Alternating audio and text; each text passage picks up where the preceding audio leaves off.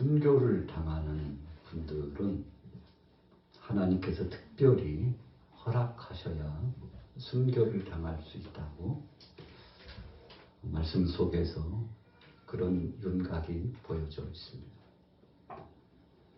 우리가 일생의 삶은 하나님의 손에 달려 있다고 그렇게 고백합니다. 그래서 오래 살고 싶다고 해서 살 수 있는 것이 아니고 또 이것저것을 누리고 싶다고 해서 누리는 것이 아니라 하나님께서 주셔야 우리가 살 수도 있고 또 우리 삶 가운데서 여러 가지를 누리면서 살 수 있다는 것이죠. 오늘 본문의 주제는 십자가입니다. 오전 예배도 그랬지만 십자가가 주제입니다.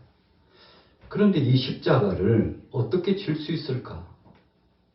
우리가 십자가의 그 사형의 틀을 생각해 보면 참 끔찍하죠.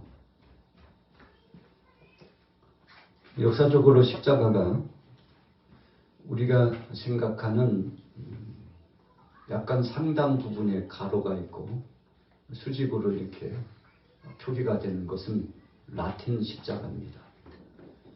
그래서 보편적으로 교회의 십자가는 수평적인 것이 약간 상단에 붙어 있죠. 이런 형태를 라틴 십자가라고 이야기합니다. 두 번째는 성 안드레 십자가가 있는데 완전 X자 같아요. 그래서 십자가가 좀 다양하구나 그렇게 생각을 하죠. 세 번째는 헬라 십자가가 있습니다. 자, 이 수평적인 것이 정중앙에 이렇게 가로질러 가는 거죠. 그래서 수직과 수평이 그 일치해서 지나가는 이 만나는 지점이 똑같다고 보시면 됩니다. 자, 그런데 이 십자가의 형벌은 언제부터 시작된 겁니까? 우리가 역사적으로 보면 예수님께서 십자가의 형태를 고난당하시고 죽으셨는데 그보다도 훨씬 전부터 죄수들을 죽이는 데 있어서 이 사형틀, 십자가 사형틀이 사용이 됐죠. 베니게, 카르타고, 이집트, 로마인들에 의해서 이 십자가 처형이 진행이 됐습니다. 예수님께서 이 고통스러운 십자가 처형을 담당하신 거죠.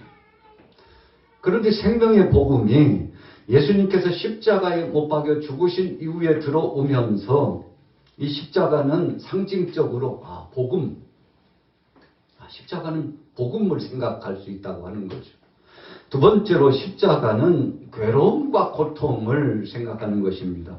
에베소서 2장 16절에 보니까 이 십자가의 고통은 우리 인생들이 참 감당하기 힘겨운 그런 고통이 있음을 말씀하고 있습니다.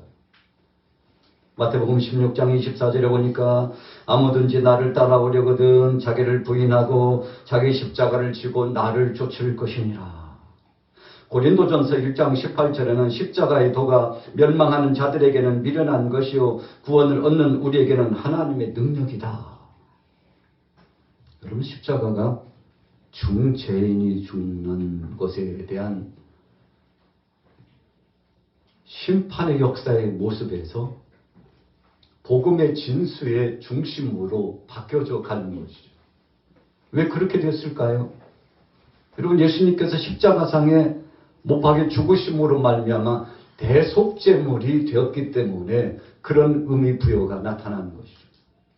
갈라디아서 6장 14절에 보니까 내게는 우리 주 예수 그리스도의 십자가 외에 결코 자랑할 것이 없으니. 여러분, 십자가는 수치스러운 겁니다. 십자가는 죄인 중에 괴수 중죄인이 짊어지고 고통당하여 죽는 것입니다. 그런데 언제부턴가 십자가를 자랑했다는 거죠.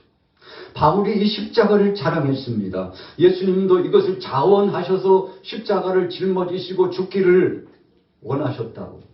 우리가 일부 예배 시간에도 예수님께서 스스로 하나님의 뜻을 기억하고 십자가상에서 죽기를 자처하셔서 동산에서도 잡혀주시고 신문당하시고 고통당하실 때 12명이나 더 되는 천사를 동원해서 예수님께서 그 자리를 빠져나갈 수도 있고 주님을 핍박하고 고통을 주는 자들을 제압하실 수도 있었지만 예수님께서 침묵하시고 그 무거운 짐을 다 담당하셨죠. 왜 그렇습니까?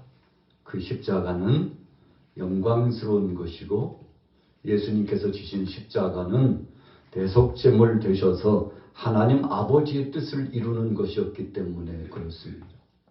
그래서 사람이 죽는 것도 다 똑같은 죽음은 아니죠. 형벌을 받는 것도 다 똑같은 형벌은 아니라는 것입니다.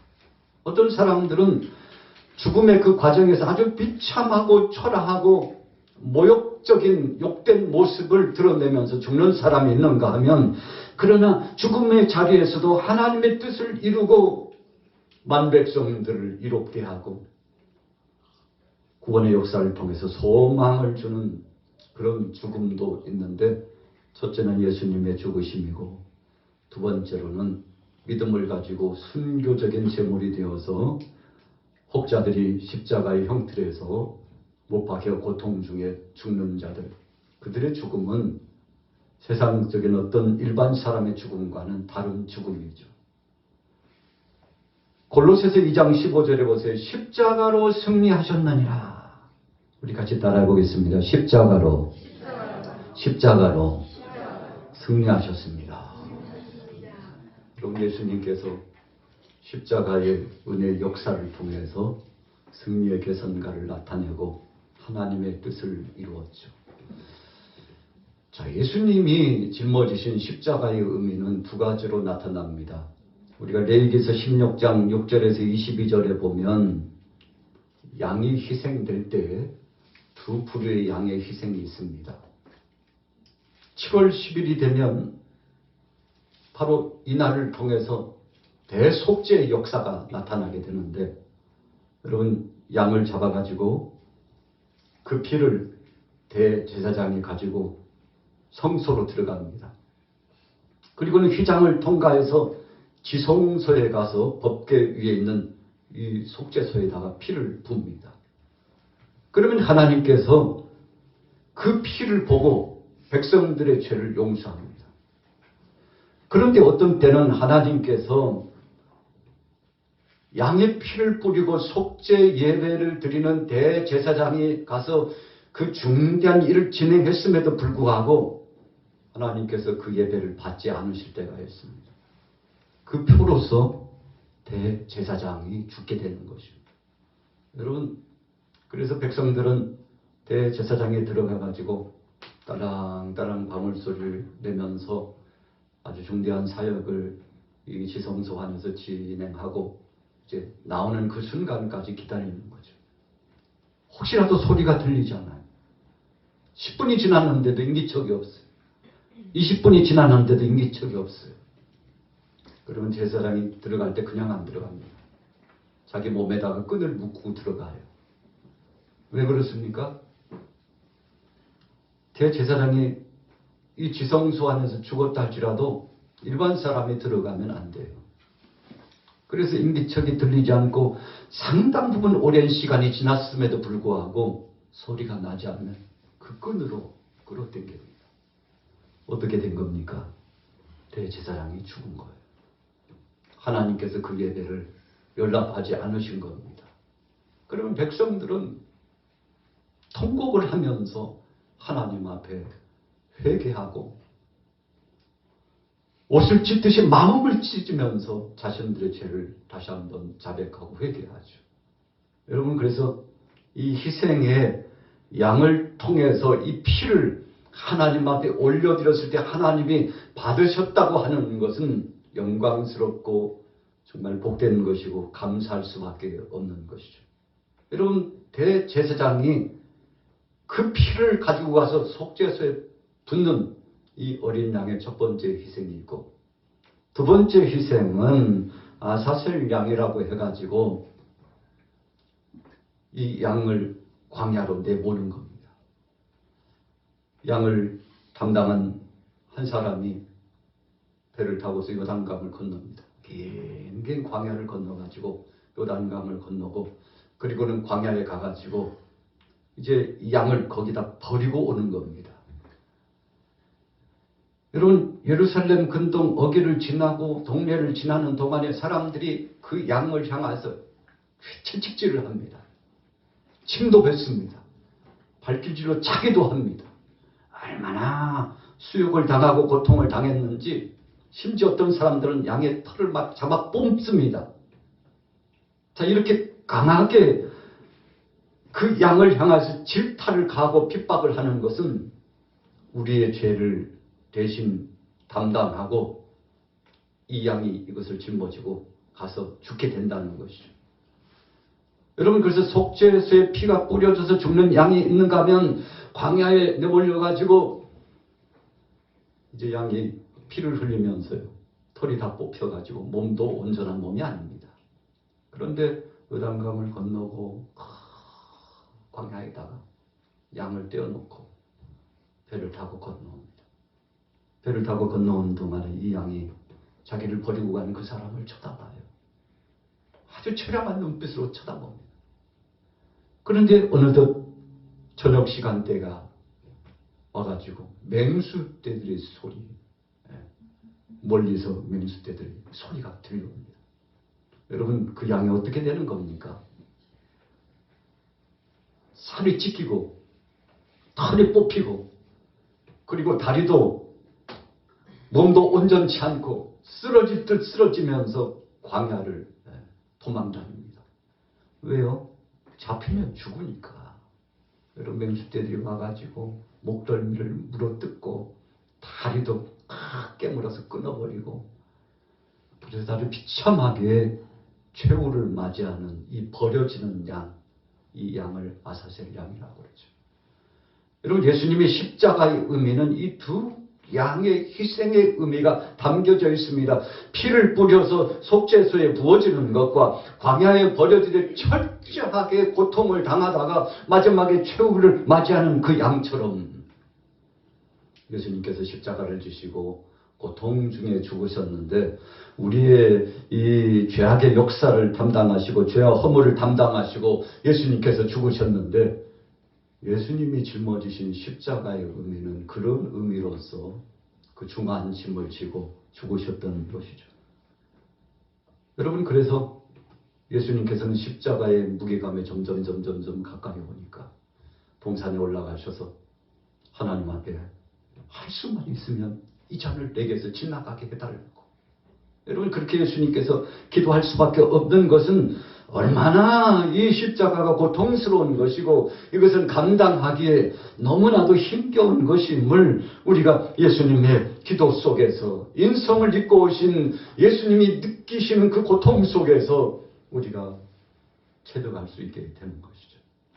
여러분, 그러나 주님은 하나님 아버지의 뜻을 위하여 십자가상에 못 박여 죽으셨습니다. 그런데 여러분, 성경은 예수님 그리고 사랑하는 모든 제자들이 어떻게 이 십자가를 지고 사명을 감당했나 라고 했을 때 하나님이 주신 성령의 역사를 통한 영역을 가지고 이것을 감당한다고 말씀하고 있습니다. 그래서 초입에 말씀드렸지만 순교하고 싶다고 해서 순교하는 것이 아니라 하나님이 허락해 주셔야 그 사명을 감당할 수 있다는 것입니다. 마태복음 16장 24절에 보세요. 아무든지 나를 따라오려거든 자기를 부인하고 자기 십자가를 지고 나를 쫓을 것이니라. 여러분, 자기 부인을 해야만이 십자가 진대요. 자기를 부정한다는 것은 내 안에 있는 자아를 내려놓고 그 다음부터는 사랑의 주님이 성령으로 오셔서 우리 자신을 어거해 주시고 인도해 나가시는데, 여러분, 그래서 성령 충만한 이 능력과 영역을 통해서 사명을 감당하고 주의 일을 감당하고 헌신자로서 충성할 수 있다는 것입니다. 여러분, 성령 없이 사역하는 것은 가시이고 허영입니다.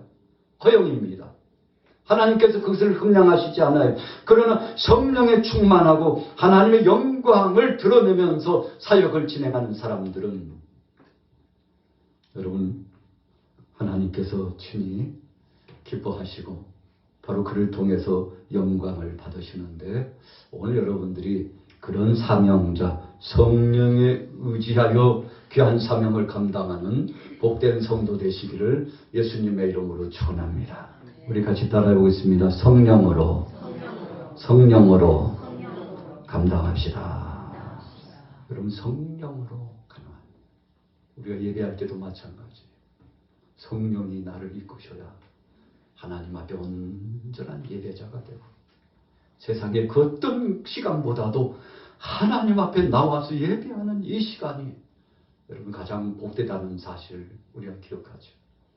우리가 앞으로 주님 앞에 가게 되면 우리 행함을 기록한 책이 보여지고 생명책이 있는데 선악간에 다 심판을 받는다고 그러지 않습니까? 주님이 다 기억하시고 헤아리셔요. 그러나 우리는 예수 그리스도 안에서 모든 죄가 가려지고 하나님의 긍휼하심을 통해서 정말 담대할 자격도 없는데 여러분, 성령께서 우리 안에 오셔서 위로해 주시고 예수님께서 우리를 위하여 죽으신 그 십자가의 무게감과 그 깊은 사랑과 그 은혜가 어떤 것인가를 가르쳐 주셔서 우리 마음속에 담대함이 있고 은혜가 젖어가지고 주여 나는 자격도 없지만 주님이 대신 죽어주셔서 주님 앞에 긍휼히 여김을 받고 왔사온데 주님 영광을 받아 주시옵소서. 여러분, 그래서 요한계시록에 보니까 면류관을 받은 자들이 다 그 면류관을 주님 앞에 내어 던져 올립니다. 왜 그렇게 했을까요? 내가 이만큼 된 것은 내 공로가 아니라 주님의 공로요, 주님의 사랑 때문에 나는 자격이 없지만 주님이 긍휼히 여겨주신 것 때문에 여기까지 왔다고 여러분 찬송하는데 주님 앞에 영광과 찬양과 경배를 그렇게 올려드리는 거죠. 누가복음 9장 23절 보세요. 아무든지 나를 따라오려거든 자기를 부인하고 날마다 제 십자가를 지고. 성경이에요. 마태복음 16장 24절과 누가복음 23절이 약간은 차이점이 있어요. 우리 따라해 보겠습니다. 날마다 제 십자가를 지고. 여러분, 날마다 바울도 그랬잖아요. 나는 날마다 나는 주님 앞에서 자기 자신을 주고 주님 영광 드러내려고 했다고 그랬지 않습니까? 늘 죽는다고 그랬어요. 여러분, 십자가를 지려면 자기 자아를 늘 하나님의 성령에 의거해서 내려놓고 하나님 영광을 드러내기 위한 이 속심령이 바뀌어져야 합니다. 누가복음 14장 27절에 보세요. 누구든지 자기 십자가를 지고 나를 쫓지 않는 자도 능히 나의 제자가 되지 못하느니라.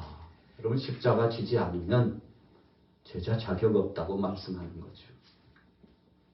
로마서 6장 6절에 보니까 우리가 알거니와 우리 옛사람이 예수와 함께 십자가에 못 박힌 것은 죄의 몸이 멸하여 다시는 우리가 죄에게 종로로 타지 아니하려 함이니. 자, 이 로마서 6장 6절을 다른 말로 표현하면 이제 우리는 새로운 피조물이 되었다는 것입니다. 예수 안에서 다시 태어났다는 거죠. 고린도전서 1장 18절에 보니까 십자가의 도가 멸망하는 자들에게는 미련한 것이요 구원을 얻는 우리에게는 하나님의 능력이라. 여러분, 십자가의 도 이 자체가, 구속사역 이 은혜 자체가 하나님의 능력이라고 고백하고 있어요. 그래서 십자가를 쥐고 사명을 감당하려고 하는 사람들은 여러분 그 속에 성령으로 주님 주신 영역과 능력으로 감당하게 된다는 의미 부여가 되는 것이죠. 고린도후서 13장 4절 말씀해 보세요. 그리스도께 더 약하심으로 십자가에 못 박히셨으나 오직 하나님의 능력으로 살으셨으니 우리도 저희 안에서 약하나 너희를 향하여 하나님의 능력으로 저와 함께 살리라. 우리 같이 따라해 보겠습니다. 하나님의 능력으로 함께 삽니다. 자, 그랬죠? 하나님의 능력으로 함께 살아요. 여러분, 그래서 교회 공동체가 이렇게 하나 될 수 있는 것은요, 십자가의 은혜 울타리 안에 동료가 되었기 때문에 그렇습니다. 참 신기하죠? 한 지붕 아래에서 한 가족이 되고 한 밥상에서 음식을 먹으면 여러분 여러 가지로 닮아가요. 생각도 다르고 심지어는 사상도 같아지고, 복음 안에서는 주님의 말씀 안에서 신비하게도 그 은혜에 젖어가지고 여러분 구속사에게 그 은총 안에 젖어서 한 마음과 한 뜻이 됩니다. 그래서 뭐라 그럽니까? 같은 상에서 밥 먹는 사람 보러 우리 식구 그러잖아요. 식구. 정말 친숙한 관계는 아유 이제 우리 식구 됐는데요. 이렇게 표현해요. 여러분 그래서 한 식구가 되었다는 것은 아주 친숙한 표현의 최고입니다. 같이 밥 먹는 사람이 되었다는 거죠. 어떤 사람은 연인을 만나가지고 자기 고백을 하는데 프로포즈 하는데 평생 한 상에서 밥 먹고 싶습니다. 그렇게 고백하는 사람이 있더라고요. 평생 옆에서 같이 자고 싶습니다. 그렇게 고백을 하더라고요. 여러분 그리스도 안에서는 예수 그리스도 안에서 하나님의 능력으로 함께 살아가는 자가 되었는데 여러분 이것은 어쩌다 보니까 우연히 된 것이 아니라 하나님이 주신 성령의 매는 띠로 하나 됐기 때문에 가능한 것입니다. 갈라디아서 5장 24절에 보세요. 그리스도 예수의 사람들은 육체와 함께 그청과 욕심을 십자가에 못 박았느니라. 예수밖에는 없다는 것이죠. 갈라디아서 6장 14절에 보니까 그러나 내게는 우리 주 예수 그리스도의 십자가 외에는 결코 자랑할 것이 없으니 그리스도로 말미암아 세상이 나를 대하여 십자가에 못 박히고 내가 또한 세상을 대하여 그러하다. 예수님 때문에 다 못 박고 예수님 때문에 씻을 것 다 씻고 내려놓을 것 다 내려놓고 그래서 요즘도 그런 찬양이 그리워집니다. 우리 한때는 예수님 때문에 형제를 사랑합니다. 자매를 사랑합니다. 예수님 때문에 예수님 때문에 예수님 때문에 이유를 붙여가지고 우리가 한 공동체가 되었음을 감사하고 찬양하죠. 빌립보서 2장 8절에 보니까 사람의 모양으로 나타나셨음에 자기를 낮추시고 죽기까지 복종하셨으니 곧 십자가에 죽으십니다. 여러분 그래서 예수님이 짊어지신 십자가의 의미는 겸손의 극치입니다. 그래서 예수님이 나귀를 타고 들어오실 때 예수님의 어떤 모습이라고요? 겸손하시오. 여러분 예수님이 십자가에 죽으시러 이 땅에 오셔서 그것도 말구 위에서 태어나셨는데 참 초라해도 그렇게 초라한 거 없지요. 철저하게 비하 땅으로 떨어져가지고 천에도 그런 천한 입장으로 내려가신 거 세상에 어디서도 볼 수 없는데 예수님이 하나님이신 그분이 여러분 더 떨어질 곳이 없을 만큼 떨어지셔서 우리 인생편에 오셨다는 것이죠. 누가복음 23장 47절 보니까 백부장이 그 된 일을 보고 하나님께 영광을 돌려 가로되 이 사람은 정령 의인이었도다. 이를 구경하러 모인 무리도 그 된 일을 보고 다 가슴을 두드리며 돌아가고 가슴을 치면서 돌아갔다고 그랬어요. 여러분 참 질리고 더럽고 초하고 냄새나서 간 게 아니고요. 너무 감동이 되고 은혜가 되고 그분이야말로 메시아라고 고백하면서 바로 저분이야말로 우리가 믿어야 될 그리스도시라고 고백하면서 돌아갔으니 뭐 했다는 것입니까? 예수님의 제자가 되었다는 것을 의미하죠. 마태복음 26장 53절에 보니까 너는 내가 내 아버지께 구하여 지금 12영이나 더 되는 천사를 보내시게 할 수 없는 줄로 아느냐. 여러분 그래서 예수님께서 당장이라도 원하면 12영은요 12사단의 군대를 의미해요. 그러니까 엄청나게 많은 무수한 군대를 의미하는데 예수님께서 그런 군사 천군 천사를 동원할 능력이 있었는데 예수님께서 그 권위를 내려놓으셨어요. 안 쓰셨다는 겁니다. 그냥 묻어두셨다는 것입니다. 주님은 충분히 그렇게 하실 수 있지만 그러나 주님은 이 모든 질고를 당하시고 죽으시기로 원하셨어요. 이것이 하나님 아버지의 뜻이요. 이것을 통해서 만 백성들이 구원받고 오늘 저와 여러분들이 구원받는 은혜를 체험할 수 있기 때문에 예수님께서 그렇게 하신 겁니다. 자, 결론입니다. 골로새서 2장 15절에 보니까 정사와 권세를 벗어버려 밝히 드러내시고 십자가로 승리하셨느니라. 히브리서 12장 2절에 보니까 믿음의 주여 또 온전케 하시는 이 예수를 바라보자. 저는 그 앞에 있는 즐거움을 위하여 십자가를 참으사 부끄러움을 개의치 아니시라 하시더니 하나님의 보좌 우편에 앉으셨느니라. 세상 사람들이 아니 어떻게 하나님이라고 하면서 저렇게 비참하게 죽으시나 조롱했어요. 그러니까 사람들이 생각할 때는 부끄러운 그 길로 자처하고 가는 거죠. 예수님 다 참으셨다고 그랬어요. 침을 뱉고 조롱해도 참으셨어요. 아무 별의별 소리를 다 해도 참으셨어요. 심지어는 가장 사랑하고 가까이 있었던 베드로가 예수님을 향하여 쌍욕을 하면서 부정했어도 예수님 침묵으로 일관하시면서 베드로와 눈이 마주쳤다고 그랬지 않습니까? 예수님 그를 용서하셨어요. 사랑해 주셨습니다. 여러분 그것이 바로 십자가인데 주님은 이 십자가를 하나님 아버지의 뜻을 통해서 성령에 의지하여서 이 사역을 감당했는데 여러분 우리는 어떻습니까? 우리가 사명을 감당하려면 이제 2024년도 새로운 사명을 저에게도 주시고 여러분들에게도 하나님이 부여하여 주실 텐데 어떻게 감당하겠습니까? 여러분 우리 힘으로는 감당할 수 없습니다.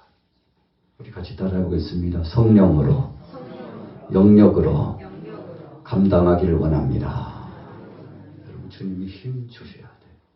그래서 우리는 하나님 앞에 간절히 기도하고 주님의 말씀에 그 기준 삼아서 주님 영광 가리고 부도덕하고 무질서하고 망령때 일컬고 아버지 이름을 욕되게 하는 자가 아니라 하나님을 기쁘시게 하고 주님이 영광을 받으실 만한 일을 자처하고 누구에게 맡길 것이 아니라 내가 먼저 솔선수범하고 자원하여 자청하여 나아갈 수 있도록 주님 인도하시고 보호하시고 힘 달라고 오늘 여러분들이 이런 소원을 가지고 나가시면 주님이 책임져 주실 줄로 믿습니다.